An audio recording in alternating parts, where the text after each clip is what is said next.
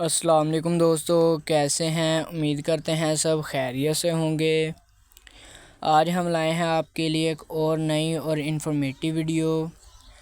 آج کی اس ویڈیو میں ہم بات کریں گے لاریز 250 mg ٹیبلٹ کے بارے میں۔ تو سب سے پہلے ہم بات کرتے ہیں اس کی فارمولیشن کی۔ تو اس کی فارمولیشن لیوی ٹریکٹیم ہے۔ تو ناظرین، یہ ہلٹن کمپنی کی پروڈکٹ ہے۔ تو ناظرین، آج کی اس ویڈیو میں ہم جانیں گے اس کے مکمل فوائد، استعمالات اور نقصانات کے بارے میں۔ تو اگر آپ ہمارے چینل پر نئے ہیں تو ہمارے چینل کو سبسکرائب کرنا، بیل آئیکن کو آن کرنا تاکہ ہماری آنے والی ویڈیوز کی انفارمیشن سب سے پہلے آپ تک پہنچ سکے۔ تو چلتے ہیں اپنی ویڈیو کی جانب۔ تو سب سے پہلے ہم بات کرتے ہیں کہ لاریز ٹیبلٹ کا استعمال کن صورتحال میں کروایا جاتا ہے۔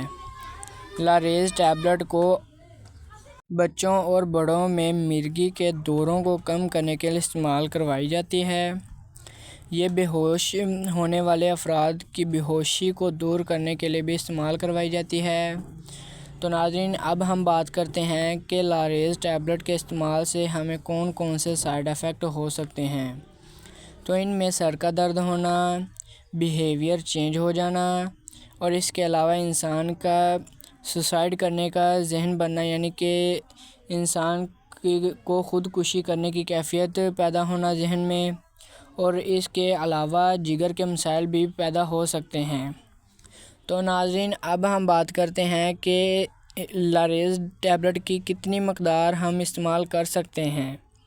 تو عام طور پر لاریز 250 mg ٹیبلٹ کی ایک گولی صبح اور ایک گولی شام کو کھانا کھانے کے بعد استعمال کی جا سکتی ہے، اور اس کے علاوہ اس کے استعمال سے پہلے ایک بار اپنے ڈاکٹر سے ضرور مشورہ کریں، کیونکہ مشورے کے بعد ہی اس دوا کا استعمال کریں، کیونکہ اس کے سائیڈ ایفیکٹ بہت زیادہ خطرناک پیدا ہو سکتے ہیں۔ لہٰذا ہمیں چاہیے کہ ڈاکٹر کے بتائے ہوئے طریقے سے ہی ہمیں لاریز ٹیبلٹ کا استعمال کرنا چاہیے۔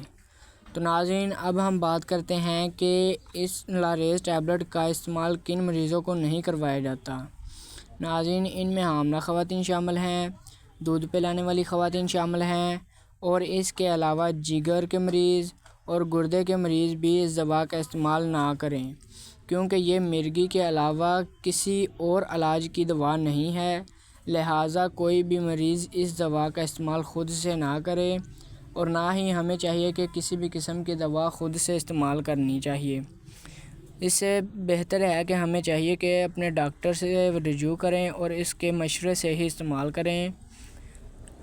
تو ناظرین، یہ تھی ہماری آج کی ویڈیو۔ امید کرتا ہوں آپ کو ہماری آج کی ویڈیو اچھی لگی ہوگی۔ تو ملیں گے ہم ایسے ہی نئی اور انفارمیٹیو ویڈیو کے ساتھ۔ تب تک کے لیے اپنا اور اپنے پیاروں کا خیال رکھیے گا۔ اللہ حافظ۔